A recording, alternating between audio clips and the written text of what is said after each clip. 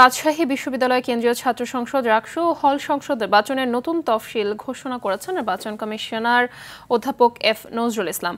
তফসিল অনুযায়ী 15 সেপ্টেম্বরের পরিবর্তে ভোট হবে আগামী 25 সেপ্টেম্বর। মনোনয়নপত্র সংগ্রহের শেষ তারিখ 31 আগস্ট।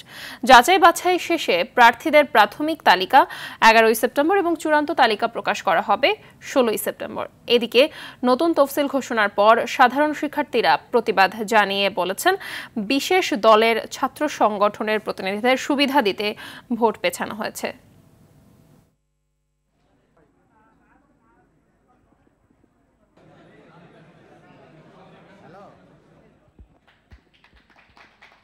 নির্বাচন যদি হচ্ছে প্রশাসন হচ্ছে তাদের যে নির্বাচনী আয়োজন ওইটা কমপ্লিট করার জন্য একটু ডিলাই করতো, তাইলে আমরা ওইটা মাইনা নিতাম।